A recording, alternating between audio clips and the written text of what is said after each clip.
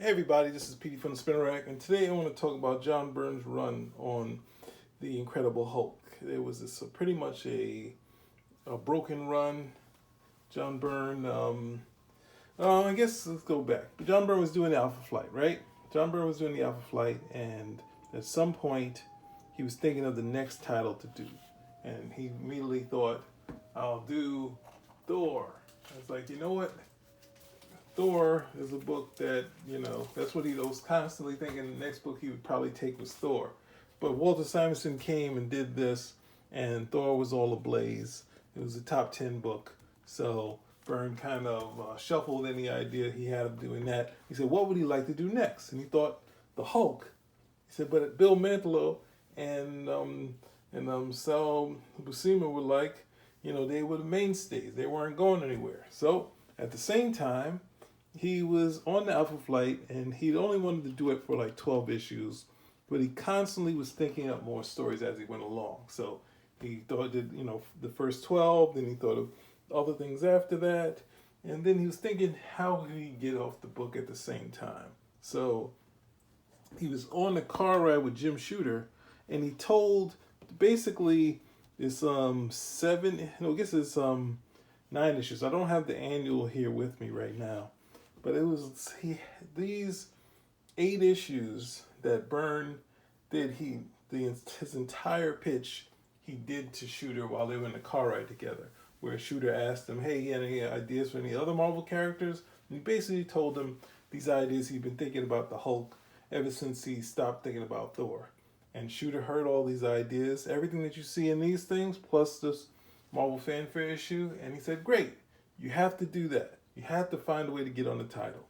So um, he thought, he was thinking about it, and he said, why not just call him and say, hey, what if we do a swap? So Bill Mantlo had been on the Hulk for a decent while, same about Sal Buscema and Mike Mignola. They were also on he was on the title. So Byrne offered it up, because let's get back to the Crossroads. I think the sales have kind of dipped, even though there's a classic issue in there where we introduced the idea that Bruce Banner was abused as a child, which led to what we have in the Hulk. So that's kind of a key issue beyond the fact, but the Crossroads is remembered well, but it wasn't a big seller. The sales had went the other way, and then when Byrne got on there, the sales went shot through the roof, but he was gone so quick, no one really got to note that the sales were going up that much, right? It's kind of the first time where Shooter didn't kind of like look at the sales and say, hey, this thing is really rolling, let me just let it be, right? Even though I don't think there's much he let be. But the Crossroads was also similar to thing when he was on the Secret Wars planet, which was kind of, I only thought about it recently, but the only difference is that, no, Bruce Banner the Hulk didn't have Bruce Banner's brain, and Bruce Banner shows up, I think, in the flashbacks issue of the child abuse issue, which is also another issue that's suspect because it's, this idea that might have been plagiarized by Bill Mantlo, but that's, he's going through a hard time now, so no need to bring that up right now. Sorry about that. So Byrne went to work with Mantlo to figure a way to get the Hulk back, right? So the Alpha Flight are going through a lot of stuff, right? Getting into this story, like that should be its own separate thing, right? But they survived the Gamma Flight. Ooh, I'm going too far. The Alpha Flight survives the Gamma Flight. Talisman is pretty upset with Shaman, of course. She teleports him, but this is something that's in Shaman's wheelhouse. So it looks like she's ultimately super powerful, but this is something that Shaman can do regularly. So it's probably something she's utilizing his powers to do something like that, right? So she ships him back. Oh, while I'm here, you always have great silhouettes by Byrne, and this is no different. Having them, we could tell which characters are which, right? And they go back. Michael T. Youngman is upset. He's did something where his daughter is upset with him again. He's like, she was at odds this entire story. So basically, she takes a break, and this is a key moment for Heather, right? She cleans up, she gets ready, and the lights go out, right? And side note, this is Denny O'Neil's favorite character in the book. They realize she comes in and they're trying to snatch something at this other dimension. And she said no one told her about this. And then she starts to explain that this could go wrong. But Walter Lankowski is like, nah, it's too late now. So he hooked in. He jumps in there. We have box. All the stuff is really cool, right? They're still reeling him in. Walter, whatever they reeled in, Walter Lankowski is supposed to jump into that body. We see that Jeffries has stayed and he's been helping them out, right? Explains the whole story. They see the body. We know who it is, but they don't know who it is until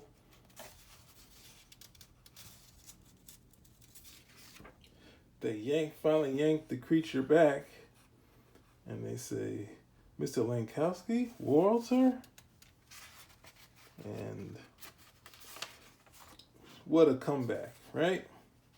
The Hulk is finally back after over a year in the Crossroads. So when people complain about it's not really good to compare and contrast, but he was a hair longer than the Thing was in the Space Ranger stories, right? And this is who knows how long he would have stayed there, right? So this is Byrne does his goodbyes to Alpha Flight, and he says he likes the story that Mantlo's about to do, and he wish he was drawing it. And then Denny O'Neil does his goodbye to Heather, right? So we're getting past that, right? So Byrne is now on the title, and this is his first issue, 314, right? And Bob Wiacek is doing the inks, but Bob Wiacek is always, even though he's a solid inker on Byrne, he does some great stuff. He is like right before Byrne does a really big shift in his artwork. And you're about to see it. It happened on Alpha Flight, and you'll get to see it after this issue, right? So it's a gorgeous book. And this is getting back to, so before I get too far into this, a lot has been made about this Amazing Heroes interview, where they talk about the switch between Alpha Flight and the Hulk, right? So ultimately, they talk about switching titles, and Mantlo talks about his plans for the Alpha Flight, and the next story where they're fighting the Hulk, and then Byrne starts to talk about his Hulk, right? He talks about Hulk being more instead of, many people think that the Hulk is Marvel's Goofy from the Disney cartoon characters. And some of the other writers, because that's more like how Lean Wen would write it, and some of the other writers, I guess like Roy Thomas, Stan, Roger Stern, kind of dealt with the Hulk like Marvel's Donald Duck, who dealt with everything in anger, right? So Byrne was saying he kind of leans that way, of a Hulk that leads with anger. And let's see, what else is here? We can just see Byrne's pencils in comparison to what Bob Wiacek. Sorry, I said it wrong. I keep saying Wiacek. It's supposed to be Wiacek, right? So this is the inks. It's gorgeous. Look how it's really close to what Byrne did. And he brings up some things about Betty Ross coming back and saying he's going to play up the Jekyll and Hyde aspect. Now, I just want to say that a lot has been made about this thing. And I think at some point in this interview, he says that the Hulk would die. And a lot of people read this thing and said, oh my gosh, but you can't really take everything. You can take this all with a grain of salt. You can't take it like these are permanent changes. Because in another interview, he said, I have a way for the Hulk to actually die. But it's kind of, like basically not, the world would think he was dead, right? So we get the Hulk back to this creature that was kind of looming, like that picture we saw in the Alpha Flight, right? But a lot of people they've done a whole blog about how if Byrne got to do this, like so much wrong would have happened. But you know, a lot of people saying, oh, the other things that they complain about. But, you know, you have to allow, you know, not a lot of, it's a little too much made about this, right? Because you got to look at the fruits that we got from this book, right? And that's going to lead to something else later, right? So Hulk gets attacked by this deer, and you know, he takes it out, and he's looking for more fight. A lot of people compare this and say the Hulk would never do that. He's always nice to animals and all this other stuff. No, if we go back to, there's a Harlan Ellison plotted story where the Hulk is small and he gets attacked by a boar, and he takes the boar's horns and he stabs it with it. Then he kills a whole bunch more boars that's a part of whatever herd they're in. So the Hulk has shown if you attack him, he will put the hurt on you. So, right, and this will lead to, I think, the annual, right? And the annual is pretty good. It's drawn by Sal Buscema, and I think Byrne inked the cover. So Walter Simonson is at this university, and he hears about the Hulk, and he is out of here. Like, he leaves, I think this was Chicago, and he's out of there in 2 seconds, right? So, and then that's the thing, setting up some supporting characters, some friends that we might never see again. But that's cool, having these guys have some interaction. And when I read this initially, I had no idea who this was. I had no idea. So we're going to let this reveal itself later, right? I was like, what the hell? Who is this chick? What is she connected to the Hulk, right? So this is the actual bomb site where the Gamma bomb first did. So we get a nice time for a flashback, right? And here's the kid at the perimeter. He goes out to save him and blasted. All right, right. Then we have, I think Byrne has done this origin a few times. I think in She-Hulk, and then in chapter 1, no, not chapter 1, in the Hulk 1, right? So then the Hulk appears, and Doc Samson has made this sort of this connection between Hulk and the place he was born. He was actually born at, right?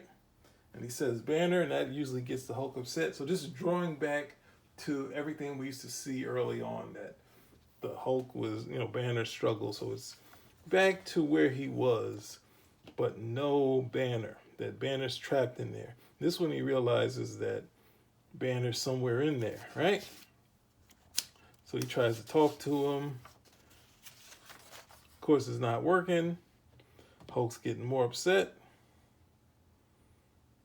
Then, of course, the Hulk takes him out. But then, at the same time, we get some cool stuff coming. All these villains start popping up. And the Hulk swings. We see it going through, but we're like, no, these guys are too cool. It better not be fake. The Hulk dodges, and they swing in the air, and then you see Doc Samson, and he's like, what's going on here, right? And and then the Hulk realizes that they aren't actually real, right? And then at some point, he starts letting down his guard because he doesn't believe they're real. And this actually, Bruce Banner inside the Hulk's mind, creating these things, forcing him to see these things. And then when Doc Samson comes, the Hulk doesn't want to fight. And that's where we get this classic shot where the Hulk gets knocked out by Doc Samson, where he's totally open to a shot, right? And Hulk is out cold, and cool coloring here, right? Some old school mood coloring. I always like to point that out. Whenever you can, you should do some mood coloring. And this is get their intro, the new team on the title, right? So, I guess I'll deal with any controversy later, right? So we are 15 minutes in. So this, we saw Bob Wiacek inking, and now, to my surprise, Wiacek was gone after that issue. I think Byrne said he cut this out himself, like that everything was done in the office or something like that, right? So Byrne is inking, but Keith Williams doing assist. And at that point, I didn't know what that meant.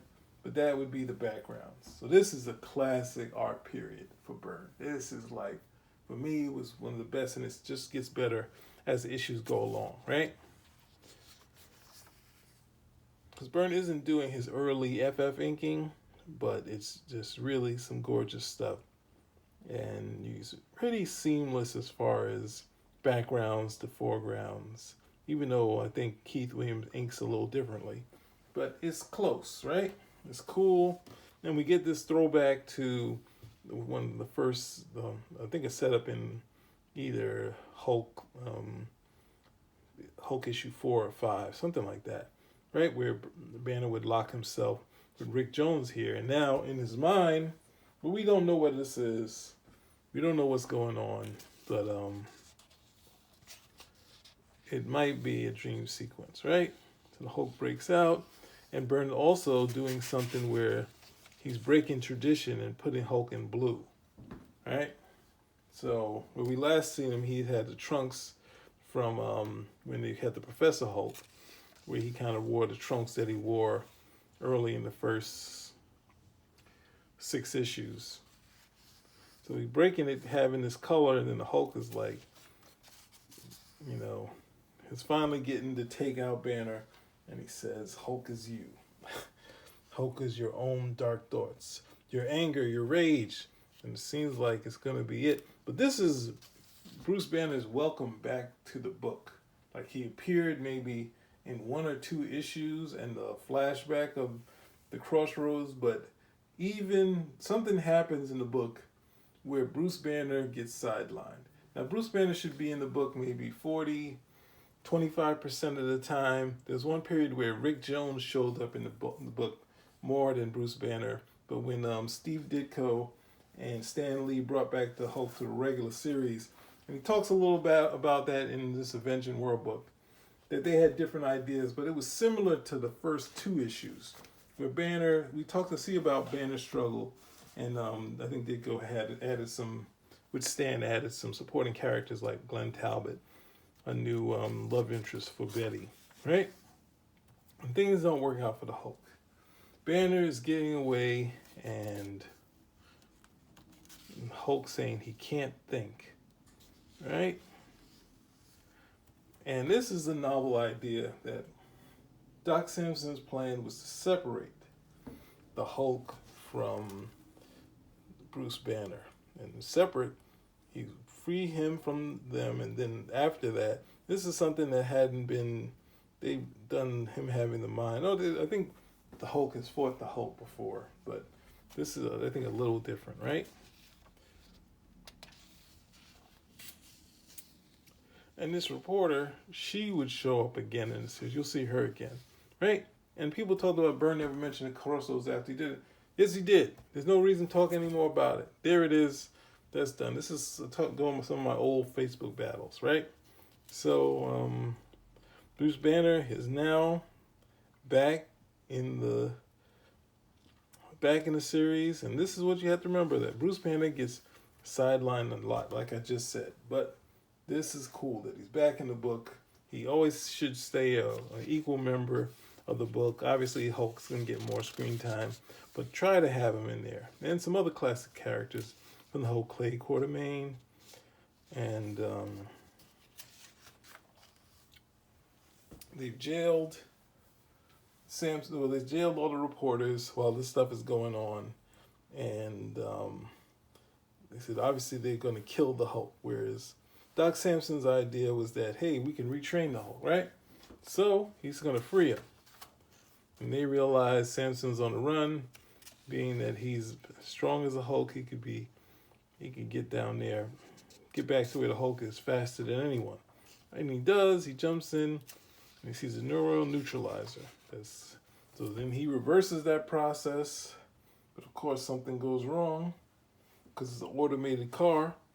It trips up. Oh, no, actually, when he starts driving, that's where it goes off, right? Takes control of it, falls apart, then the Hulk comes out of it.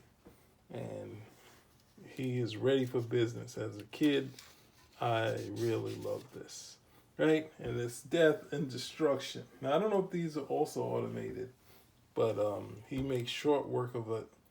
And Doc Samson says he's going to kill him, right? Because he made the total mistake. He shouldn't have done it. It's all his fault. Now, a lot of people saying this is not in Doc Samson's character. He's a scientist or any other.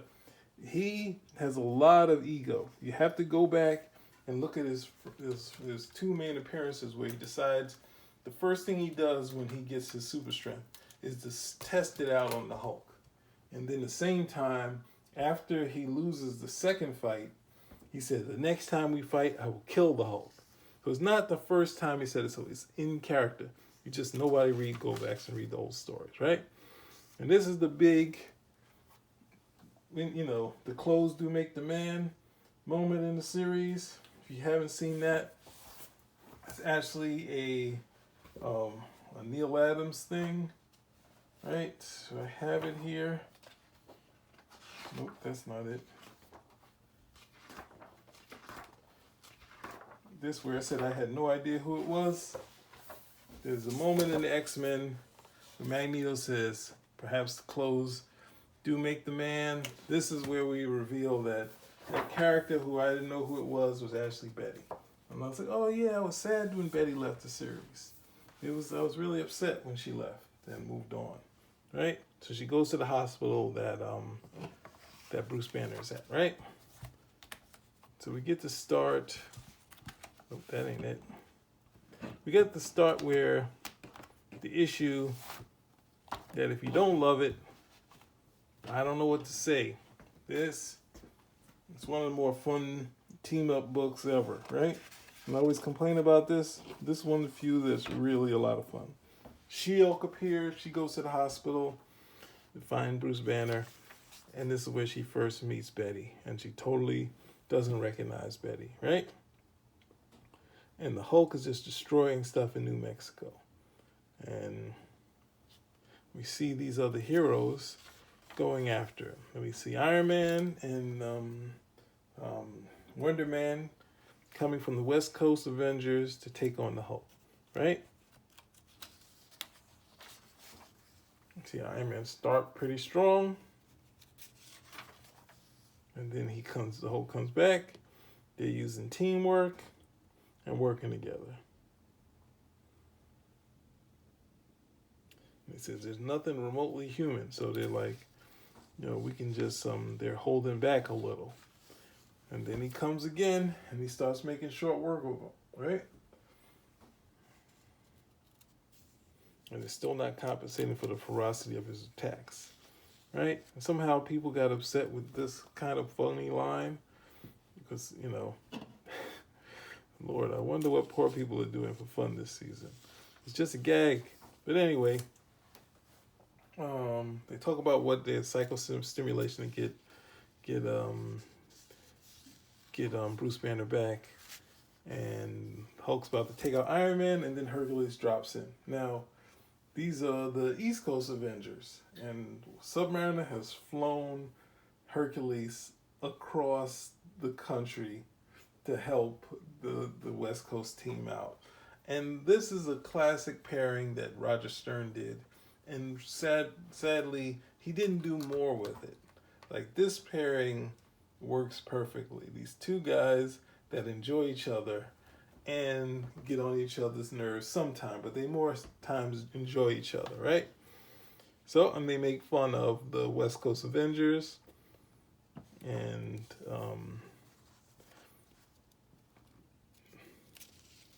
they said there's no limit to his rage right now, right?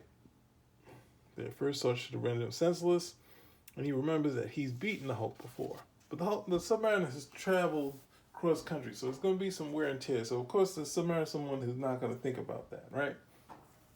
So Hercules joins the fray, and then they get into Hercules isn't prepared for the Hulk speed, but it's three more of them. They can try to finish this up.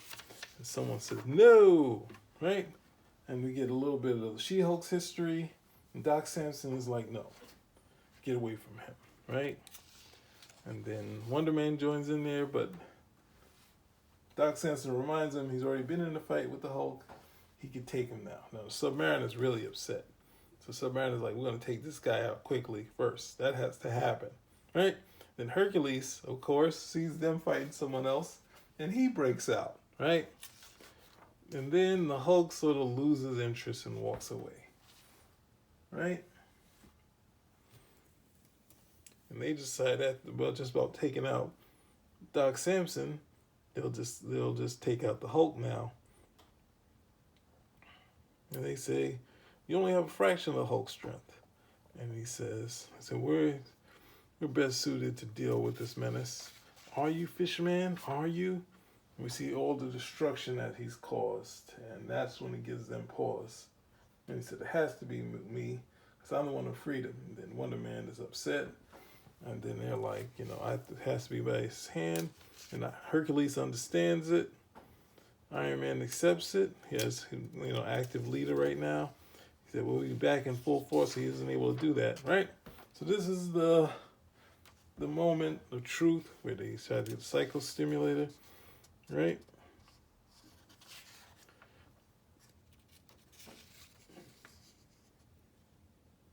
And if he fails to save Banner, his career is even in jeopardy, right? Stimulated, and then Bruce, first thing he sees coming back is Betty, right? To be able to continue a normal life. Another gag, a Fumetti gag, with Hulk. It doesn't like the stories Byrne comes up with and knocks them all out, right? So it looks like they're having fun. You got Mike Carlin here too, right? Was it? Mike Carlin's a writer. Mike Carlin wrote it. He's not there. But Don Daly, so I got that wrong again. So let's keep going. How long? I got my usual mark. It's going to be 40 minutes. I'm sorry, guys. Right? So we got the Hulk Buster thing. My brother wasn't with that. I was saying it's perfect for the time. Right? And I think in Alpha Flight, there's a hint that this cover is going to happen. Right? I think it's on the newsstand. And I wasn't expecting Banner to be back that soon. And then you was like, this is a total shocker, right?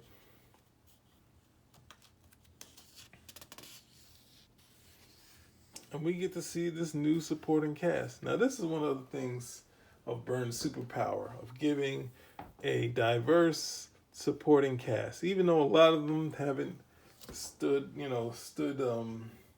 haven't been able to survive maybe one or two issues. It's always cool when Byrne comes up with a new supporting cast of characters that kind of look interesting. That these guys have stayed in Peter David's run for a decent while, up until maybe 350, and like the same sort of thing in like this Spider-Man issue where we get this nice eclectic group of guys to be scientists, right? We have a disabled person here. One of his superpowers of coming up with these, not just, as people would complain, just white guys. We have Sam Larroquette. We got, I think that's Saunders there. And Carolyn Parmenter. What's it? Craig Saunders. Armand Martel. He's from Japan. Hideko Takada. And I think, where is she from? Not sure where she's from. Right? And this is going to be the new Hulkbuster. So Banner is almost the new Thunderbolt Ross. And it's an interesting idea that Banner would immediately decide to take out the Hulk, right? And then some of them don't know. Larroquette knows. He's been reading the paper and he hears about it, right? And then we have Betty. And they're like, hey, this is like like father, like daughter. And they're like, oh, no way. So then you realize these guys are Mavericks. They don't really have anything outside of this. So this is the last stop for these guys, right? So then we cut to Doc Samson. We have the reporter. She's staying involved in the story. And she has this helicopter that they can both use, right? And the Hulk has been hiding. He's right, shows up, and he's ready for a fight, right? And they have, this is all out action. Regretfully, there's no talking. You need some talking in here, but it's fun. It goes quick. But this Byrne going against what he normally does. Usually there's a lot of discussion during this, but we'll have that later, right? And Larroquette and Caroline, they're talking about this, thinking this thing over. And these two have a prior connection, right? And we get to see from this moment here, right? So it's a good setup of what's going on.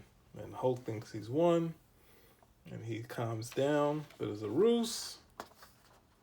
And this one we get to hear, I think the reporter starts talking over this, all right? So we have this all-out action issue and seeing Doc Samson, if he can catch him when the Hulk is inactive, that'll leave an opening where he could possibly win. Similar to where the knockout happened, right? So Banner has a journal. It's a cool setup to giving his thoughts and something he's thinking about doing. The Hulk is getting madder. And of course, that leads to something really amazing. And we see her go down. We see the Doc Samson able to easily get through it. But at the same time, the reporter's going down. And this is a really cool thing, right? That he got there just in time to show how quick and fast he is, where she was being buried under all this stuff. And he had to dig down deep to find her, right? And he got there that was really close, right? So we can cover the time, and he doesn't have to leap around like using a helicopter, right? But he's not going to do that. He knocks her out. I think he's going to radio someone. He said, the next time we meet will be our last. All right.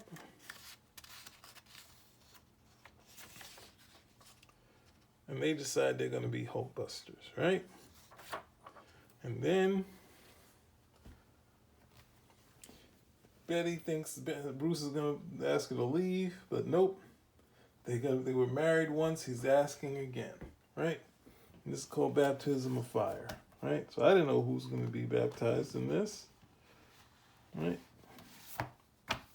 So we have this issue coming towards the end of the run.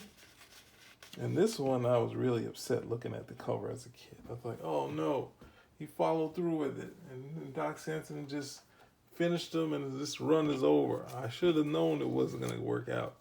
That it was going to be something where Doc Samson finally gets to a win again. And we see Betty walking around this new complex that the Banner's gotten all this funding from, luckily, right?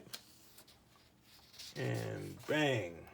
So this is the culmination of everything that I've been talking about with Keith Williams. Byrne is doing the figure inks on this stuff here, on these three, and Keith is doing the backgrounds there, right?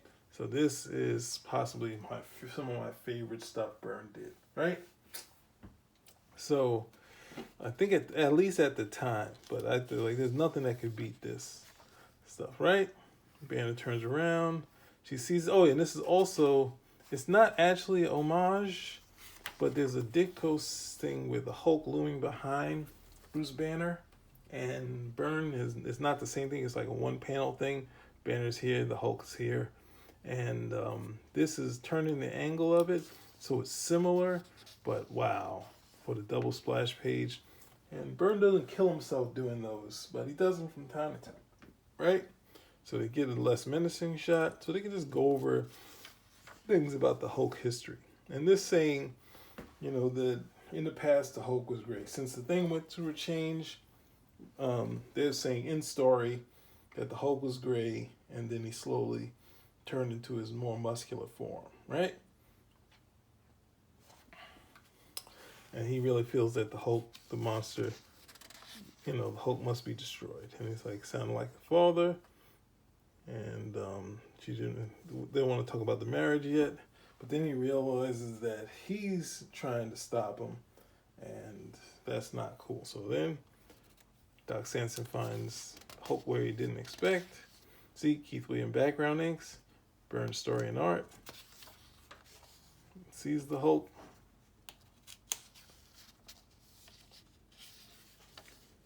And this time, he's making short work of a Hulk that isn't expecting a fight, right? And this went too fast. And he realizes that it was just a robot. Now I didn't figure it out. We should have known that he hadn't had the purple pants in who knows how long. He should have had these trunks. But if you were smart enough, you could figure that out, that it was already from the cover. But I was hella upset that Doc Samson was just gonna make short work of the Hulk, that like it seemed, right? But actually, the Hulkbusters training, so they're gonna test their stuff out on Doc Samson since he destroyed their thing, right? And then Doc Samson's able to push it off, but then the rover comes and they realize this hypersonic disruptor effect could actually hurt him, so he's not trying to stay and catch it, right? And then Doc Samson also decides to take out the walker, but he's jumping towards the rover, the thing that's flying. And then Saunders is getting ready to shoot Doc Samson. And Larry Cat is like, hey, what are you doing? Too close to the other thing. And he said, nope, I can catch him. Doc Samson is, of course, too fast. And this is where I was just like, now wait a second. He just introduced these characters. As a kid, is like, this, I'm not sure if I guess I did care for him, but you're not thinking too much about the supporting cast until you see one in danger, right? And Doc Samson saves one guy. He tries to save the girl, but it explodes, right? And Sam Larroquette is going to save, and then Doc Samson comes out and says, she's beyond recognition. And next thing you know, is the comic book. What, because of their fight, it's your fault, right? He's like, hey. He's not even interested in this, right? And for some crazy reason, he's going to make Doc Samson pay, right? So he's kind of taking out all of his anger on him. And this is something that I don't really side with, but this is this is one of the best ways to do this thing, because even though I don't like that sort of thing happening in the book, the way it plays out really works well, right? So they're talking about the history and the possibility that in the past they were married before for like a short while. And Betty says yes. And this in the interview where I showed you, Byrne says that Betty was going to become the Rick Jones. So it's like, as a fan, you're like, oh no, Byrne got rid of Rick Jones. And then the next issue, there's Rick Jones, right? So we can't get too crazy about the interviews, right? And we're going to see that coming up to this issue, right? But let's quickly go through this one, right? So Banner's getting the cover, right? That's cool, right? And we think, oh no, the Hulk is showing up at the wedding. We're screwed, right? And Rick Jones shows up. So I was like, yes. So even me, I presume that Byrne was totally going to get rid of Rick Jones. But I was glad to see he showed up. He shows up later in the, he stays a part of the series like Betty in the Mantlo, in the Milgram, and obviously the Peter David run. But this was cool to say, okay, here he is. Because he's one of my favorite characters, right? Of course, he didn't show up in the Marvel Universe, the cinematic universe, and this is cool. They both kind of grown. Banner's still a little taller than him. They've been through so much, right? And then you see Betty, and they're all cool, right? But we also got the Hulkbusters having their first fight against the Hulk. And they've gone away with the Walker, and they have these two things to try to take the Hulk out, right? And this is cool where the Hulkbusters aren't just have this autonomy to try to take out the Hulk, where Banner's got his own thing going. They go through a little bit of history of that, and the Hulk is about to take out the flying thing, or take out Sam, and then this is where we get back to the revenge part, right?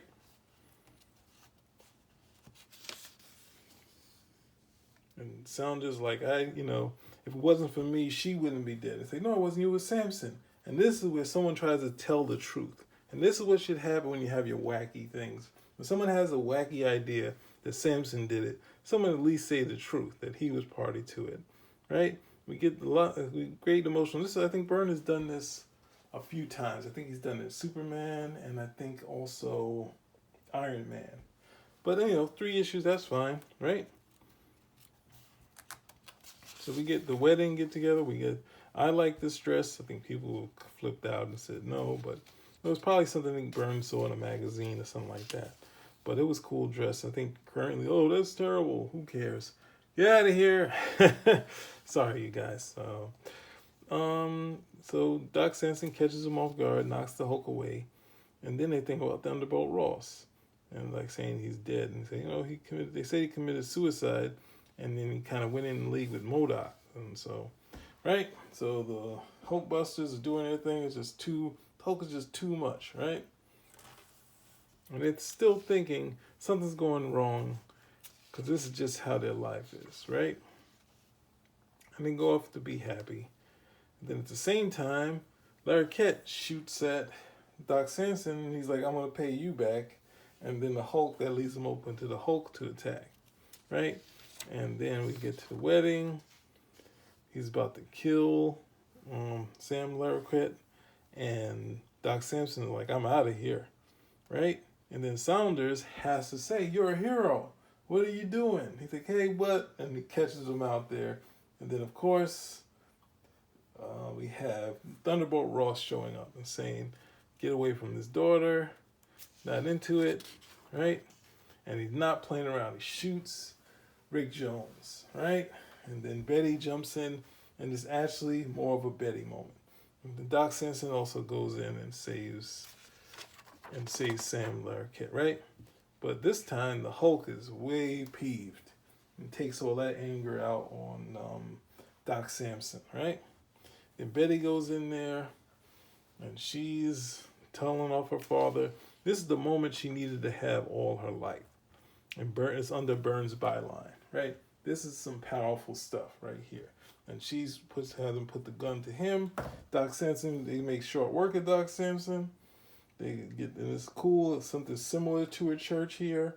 So it felt like the Doc Samson was gonna fall through the church, but was actually abandoned. And we see Thunderbolt Ross break down, and Betty say, quite a triumph. So this is also one that I used to like to call the Ladies Makeover, where Betty was kind of the crying and struggling and jumping from, emotions from different guys and that sort of thing. She has her best moments, and I think later on she gets some good moments with Peter David, of course. But this is where you see Betty really start to shine. It's what I call the 80s Ladies Makeover, right? And we've seen that in a lot of Byrne's comic, but it's all through the 80s, right? So the Hulk loses interest, and he jumps off, right? But Samson, so Sam Larroquette is like, what happened to him? He saved my life. So he's just kind of emotional guy, which is kind of weird. But Doc Samson's had it, right? So they finally, Rick Jones is like, had the wedding go on, and they get married, right? And of course, the next thing, the honeymoon's over, right? And truly, this is a testament of what happened at this point. The honeymoon was over. John Byrne came into the office with this issue. It was supposed to be 320, and Denny O'Neil saw it, and as in Byrne's word, Denny O'Neil was shaking in his boots, and he took the book and he put it on the shelf, right? And then Byrne, well, okay, let's go to Shooter. Because Shooter said that Byrne was doing a bunch of stuff on the Hulk that he shouldn't have done, that Denny O'Neil wasn't stopping him from doing, right? And he said he better stop him anytime something else comes on. So Shooter said that Denny O'Neil rejected this issue, and then Byrne went to talk to the publisher, which is or the president, Jim Gatlin, and Jim Gatlin said, "Who is John Byrne?" And then John Byrne left Marvel in the huff. Now that's not exactly what happened, because Byrne didn't leave. I only say that because Shooter said Byrne left Marvel after that, which he didn't do. Byrne did not leave Marvel. He was still doing the Fantastic Four at this time. He stopped doing the Hulk. But Byrne's version of the story was that he brought this in, Denny O'Neil saw it, and shelved it. And Byrne was like, the Shooter was saying, everything he told him he was going to do after he saw it, he was like, you can't do that. you can't do this. You can't do the other. Everything he talked with him, and seemingly got a verbal approval from Shooter. It's come under fire. So this being shelved just meant there's no way to keep doing the stories if Shooter is going to have an issue with everything. So he basically just left the title, and Mantlo took it over. Now, the proof in the pudding of this not being, rejected was this stayed in the Marvel office. And at some point when Byrne went to Marvel, Marvel had decided to print this. Since they had it, it wasn't rejected and sent back to Byrne. It stayed in the office, and we have this great all splash page issue, right? And this was kind of done not in connect. It felt like it was not in connection with the regular series. It was just something Byrne did. Maybe it felt like he just decided to do a Hulk story, and they let him do it in Marvel Fanfare. But Marvel Fanfare was actually a book where anything that was on the shelf could go into this book. They had some things that they did within it, which was new, but a lot of things that was on there in their shelves went into this thing, and this would be no different. So I've done this over. It's easy. It's the logic to this, because people want an action-packed all splash page issue. If you look at how Kirby uses the splash pages, he wants you to freeze and stay on the splash page. So when you don't have a lot of action, it's not a problem of doing all splash page, because we've seen if you do panels without a lot of dialogue, it goes a lot quicker. So with the captions, you can see it recently even in the Bendis Superman, where there was a lot of big double-spaced page pictures, but there was a lot of captions around there. And you have a cool one picture. It's just one panel, right? So it moves the story on like this. So you have this cool thing of Hulk, this something to sort of slow you down to look at the page and look at the art. And that's one thing, the split between dialogue and captions and pictures. You don't want people to go fast. This is something that Frank Miller talks about. Slowing people down and speeding people up. That's what you want to try to do in your storytelling.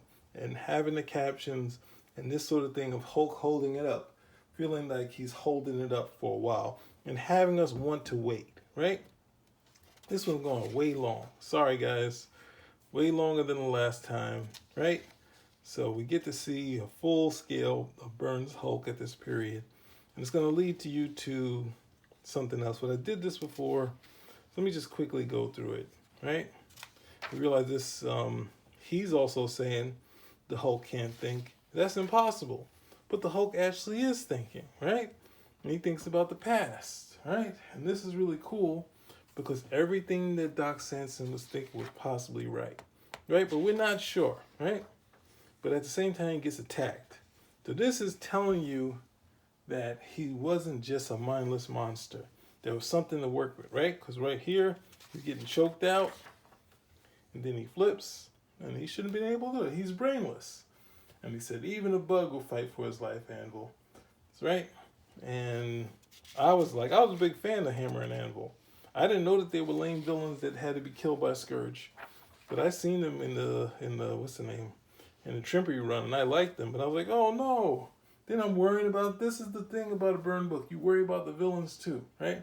But it's a Scourge story. Justice is served. And the Indian was actually, Native American was actually Scourge. But he'd never seen Scourge yet. And here, this is why you can't follow the interviews all the way through as it's an exact science. Like it's basically, it creates because Byrne said that the Hulk was not Marvel's Goofy. He was Marvel's Daffy Duck. And Scourge figured a way to tap in to get to the Goofy Hulk, right? And that there is a mind there that could be resuscitated, but Doc Samson ego, which we saw from the earlier stories, is still at play. So and sales also went up on this series. So this one is my first time. I think I went way longer.